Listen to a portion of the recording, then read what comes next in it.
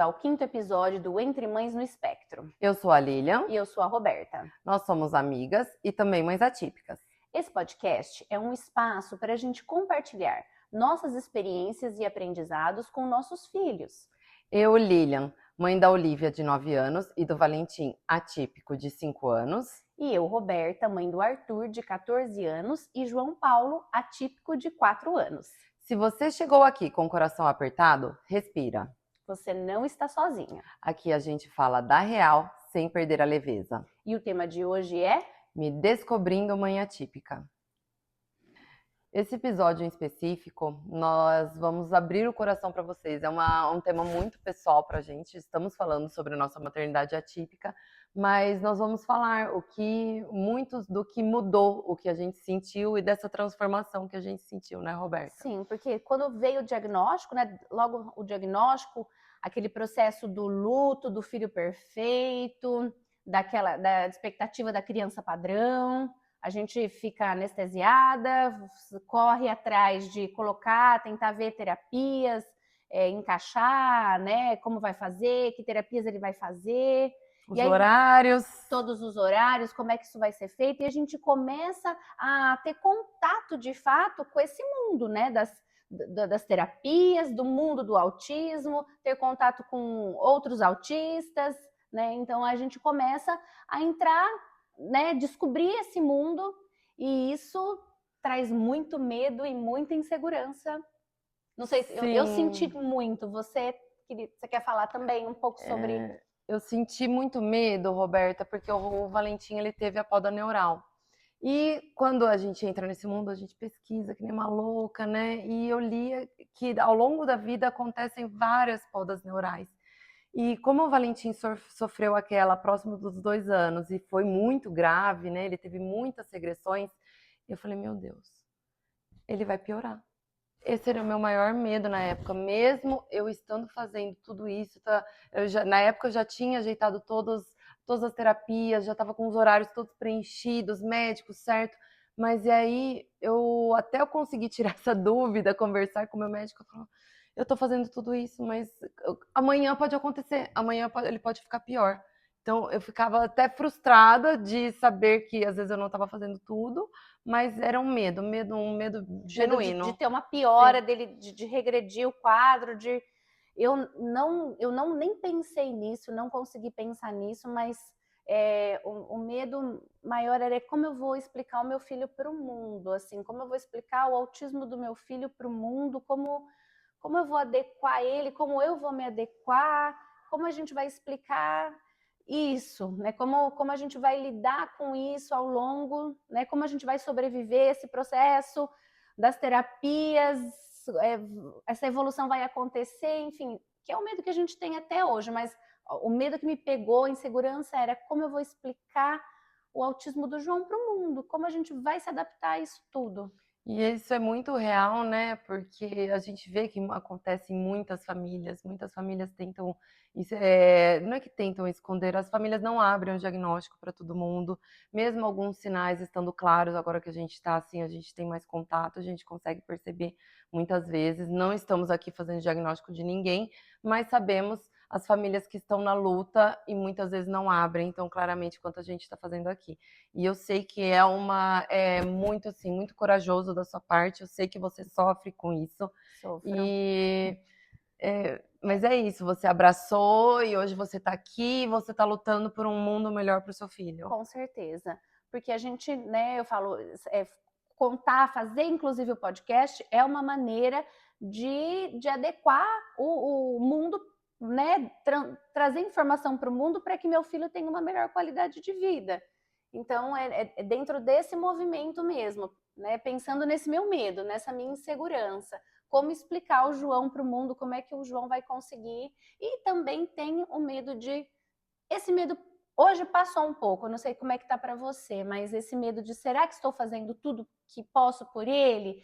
Será que teria mais alguma coisa para esse desenvolvimento? Eu tinha muito esse medo lá atrás, já tive problemas com equipe, porque achava que nada era o suficiente, e querendo acolhimento de fato, mas muito difícil ter certeza de estar fazendo tudo por eles, que estou fazendo tudo por ele. Esse medo ainda permeia um pouco, mas hoje eu estou mais segura que o que eu tenho para dar é o melhor para ele, porque a gente chega num limite, né? Você chega num limite que você não é possível. Tô no meu limite, eu preciso estar bem para continuar cuidando dele. Então eu estou no meu limite. Sim, eu tive muita insegurança no início, porque para mim era um mundo novo, o autismo. Eu sei que você já teve mais contatos, você viu vários casos, então você tem essa experiência, né?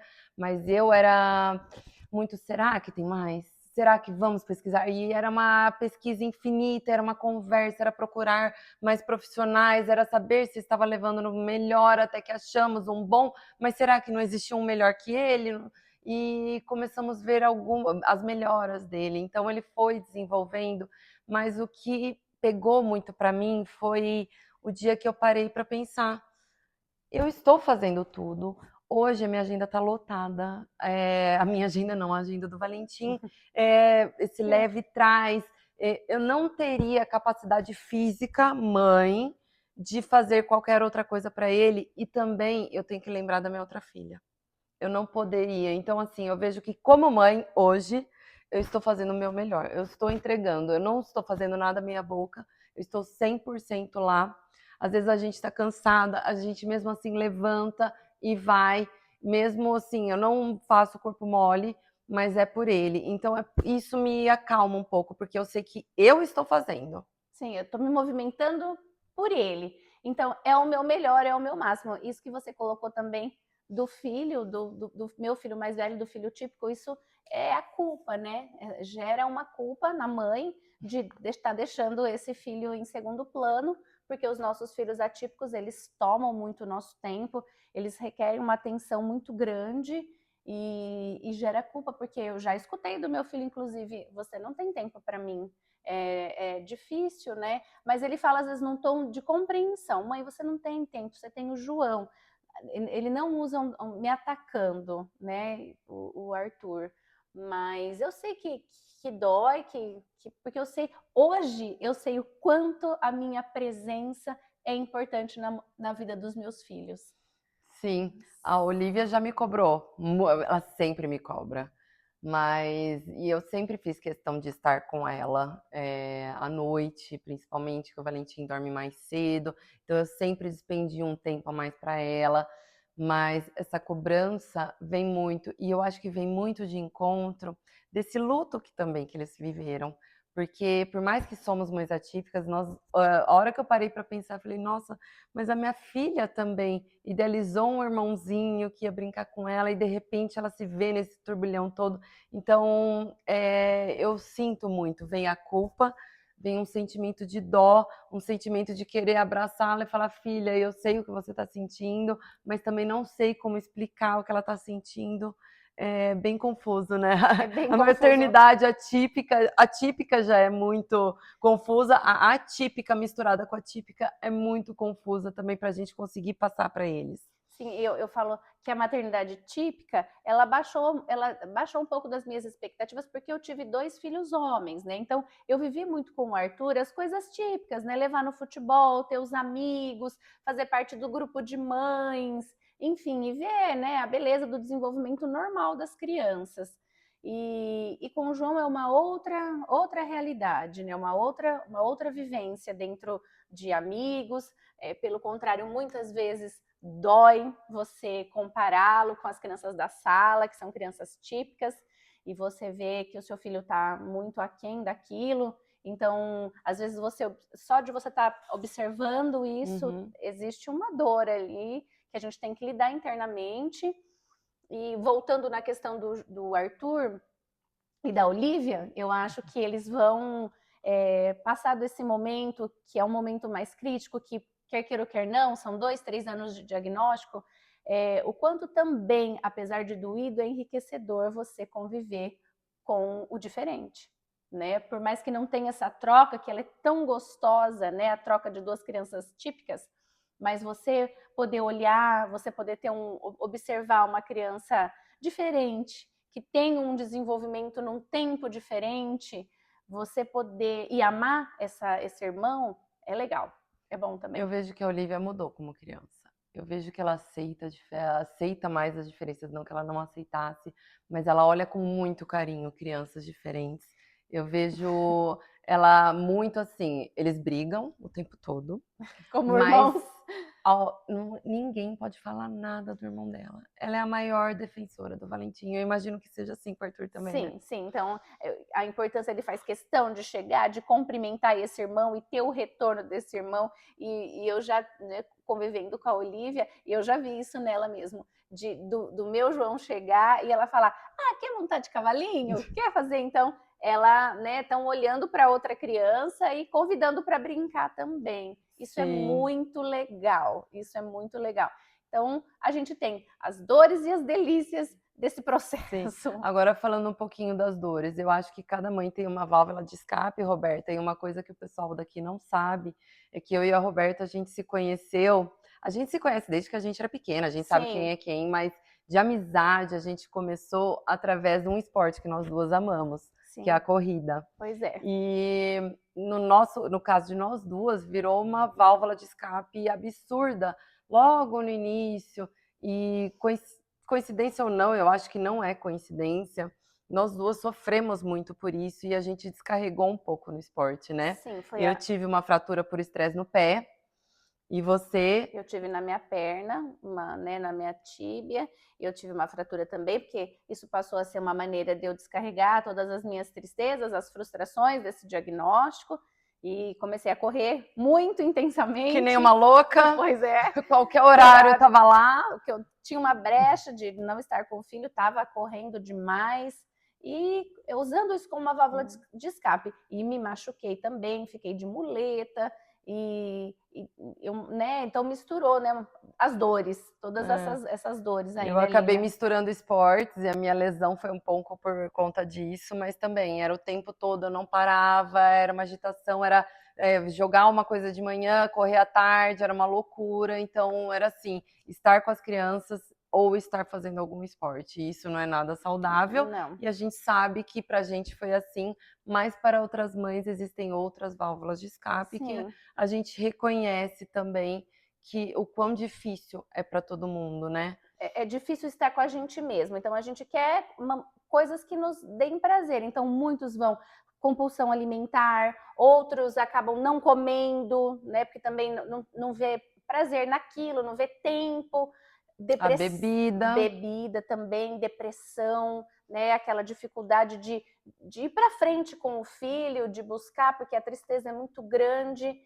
Então, cada pessoa lida da sua maneira, com a sua, né, usa da sua válvula de escape, porque não é um momento fácil, é muito difícil. Não, e muda tudo na vida, né? A nossa vida muda por completo. Eu não sei você, mas a minha vida, assim, a minha parte social mudou absurdamente. Mudança. Amizades. Sim, com certeza. Então a gente não tem mais aquela facilidade de socializar como antes, né? Mesmo eu não tenho a mesma vontade de estar no grupo de mães como eu tinha com o meu filho típico, porque as diferenças são muito grandes e aí eu não me sinto à vontade de estar muitas vezes. Eu até me sinto, mas é diferente. Enquanto as mães estão sentadas, tudo, eu muitas vezes fico correndo. Então, para mim, muitas vezes não é prazeroso estar num lugar assim e ver o meu filho tão aquém daquelas crianças. Sim. Eu torço muito pelas outras crianças, a gente sempre deseja o bem dos amigos, eu fico muito feliz com todas as conquistas, mas eu sofro quando eu vejo que as conquistas são só deles. É uma dualidade, né? Sim. A gente, óbvio, eu não fico triste pelo amigo, eu fico triste pelo meu filho. Isso acho que é a principal dor do autismo, de uma mãe. No meu caso, é a maior dor. É a comparação, né? A comparação e a gente conseguir reconhecer, né? Os pequenos avanços, ficar feliz por eles, porque a gente fica, mas é que é muito duro quando a gente compara. Então, essas mudanças, então, da maneira da gente se relacionar com as pessoas, da gente se relacionar com o mundo, na verdade, é se importar bem menos com coisas pequenas, né? A gente escuta, né, tanta coisa e a gente fala, não, o desenvolvimento do meu filho, eu luto por esse desenvolvimento dia a dia. E cada coisinha, uma coisa que é tão natural para os outros, aí eu fico, poxa, o que eu preciso fazer para o meu filho chegar lá? Sim. O que falta ainda? É sempre uma incógnita, é sempre pensando muito além, né? Sim. De onde estamos. Então, essas mudanças que houveram na rotina, parei de trabalhar, porque né, precisei, sou da área, então, assim, como poderia terceirizar o meu filho nesses cuidados que eu sei que são tão importantes na questão, ele está nas terapias, não sou eu que faço as terapias, mas eu sei o quanto é importante em casa eu saber direcioná-lo, entender, estar presente, a minha presença ser reforçadora para o desenvolvimento dele. Então, lógico que isso não é a realidade da maioria das mães, mas a gente entender um pouco das questões do nosso filho muda todo o jogo do desenvolvimento. Então, e eu sei que a maioria das mães faz das tripas coração para estar presente, para entender o seu filho. Então, e muda-se a rotina de todo mundo, né? Muda o jeito que a gente se relaciona com a nossa família. O jeito de ver o mundo. Sim. Mas os relacionamentos são bem... Desculpa ter te cortado, eu tô aqui pensando. A gente acabou conversando, a gente sempre conversa antes dos podcasts, assim, então a gente traz alguma coisa meio pronta e eu pensei assim, eu tô olhando lá o pôr do sol e eu me peguei presa, você conversando, eu peguei assim, comecei a olhar, eu falei, nossa, não, a gente muda, a gente passa a prestar atenção em algumas coisinhas pequenas, né? Sim, e coisas que... E passa a ver que bobeiras que antes a gente dava tanta importância não tem mais. Não tem tempo para isso. Não tem tempo. Você tem que se focar no que é... E a gente descobre que realmente o que importa é a nossa família, é o desenvolvimento dos nossos filhos. E isso também foi uma das coisas que o autismo do João trouxe na minha vida. Foi, lógico, e trabalho, né? Voltando a trabalhar, que isso é um trabalho para nós duas. Sim. Sempre, nada tem aquele prazer de antes. O trabalho está sempre... ter prazer no trabalho é estudar e disseminar informação para melhorar o mundo do João, para tudo relacionado para que o João tenha uma melhor experiência. E eu acho que isso é a realidade da maioria das mães, né? Sim, eu acredito que sim, porque a gente sempre está à procura de novos estudos, a gente segue muitas redes sociais que falam sobre autismo. Eu procuro, quando eu vejo que tem algum congresso, eu vou seguindo as pessoas que estão naquele congresso para ver o que tem de novidade. Eu troco muita coisa com você, muitas dúvidas, eu troco muito com terapeutas. Então, eu acho que a vida vira isso. Então, quando a vida vira isso, e para o nosso filho, é aquilo que você falou. Eu tinha uma empresa lá atrás, mas uma hora eu vi assim, poxa, eu preciso aprender sobre o Valentim, mas também eu tenho uma empresa. Não sobrava tempo, o que eu escolhi? O Valentim. E hoje se tornou muito prazeroso para mim. Estar aqui está sendo muito prazeroso, porque eu estou aprendendo demais. Por mais que assim a gente já estava bem estabelecido com terapias, estava com tudo mais ou menos redondinho, porque nunca é 100% redondo, sempre tem que fazer algumas mudanças, mas eu estava muito feliz. Mas para mim está sendo demais, assim, poder fazer esse podcast, poder estar com outras mães, poder ensinar, estar com você ensinando, no caso é você quem palestra nas escolas, né? Mas eu estou aprendendo a cada lugar que a gente vai, estou aprendendo muito. Eu acho que a troca que a gente tem, né? Estar aqui e a gente quer mais troca ainda com as mães atípicas, porque enriquece demais, porque como a nossa vida fica muito em torno, a gente percebe que quando a gente se empenha, o desenvolvimento dos nossos filhos acontece. Então não tem como a gente não fazer essas modificações na nossa vida por eles. Então essa troca, ela é muito importante. Então a gente está comemorando um mês do nosso podcast, e justamente no mês das mães, que né, a gente sabe o quanto a gente é fundamental no desenvolvimento dos nossos filhos atípicos. Então, assim, a gente só trazendo o nosso relato pessoal, acredito, para gerar empatia com vocês, para que a gente se reconheça e que a gente se ajude cada vez mais. E agora, para finalizar o episódio, esse episódio, por mais que tenha sido, falamos um monte, foi um pouquinho mais curto que os outros, eu até anotei aqui, porque a gente quer deixar uma mensagem para vocês, mães. O que mais queremos deixar desse episódio é que, mesmo com tantas mudanças na nossa rotina, hoje conseguimos perceber a importância da nossa presença na vida dos nossos filhos. E a Roberta trouxe uma frase que ela quer compartilhar com vocês. Não é minha essa frase, é de uma mãe atípica, ativista, que ela se chama Débora Saueresig. Quem é a mãe do autista? A mulher que, há alguns dias, segura o mundo com as mãos e, em outros, não consegue aguentar o peso do próprio corpo. É essa a nossa vida, né? Acho que a gente mais segura o mundo com as mãos do que se arrasta. Muitas vezes a gente tem que se arrastar, mas a gente segura o mundo com as mãos na maioria do tempo, né? E é isso. E a gente já falou aqui antes, mas o que nós queremos dizer para vocês, mães atípicas, nós vemos vocês e nós estamos aqui para ajudar. É isso aí. Até o próximo episódio. Muito obrigada e até o próximo. Obrigada. Assim a gente finaliza o nosso 5º episódio e esperamos de verdade ter conseguido acalmar um pouquinho o coração de vocês. A gente sabe que o caminho é longo e às vezes tortuoso, mas ele não é impossível. Se você chegou até aqui com a gente, obrigada por estar desse lado. E se você está buscando mais conhecimento para melhorar a vida do seu filho, saiba que você é uma excelente mãe e está no caminho certo. E se você conhece alguma mãe ou família que precise ouvir isso, compartilhe esse episódio, o nosso Instagram ou os nossos canais. Até o próximo episódio. Até!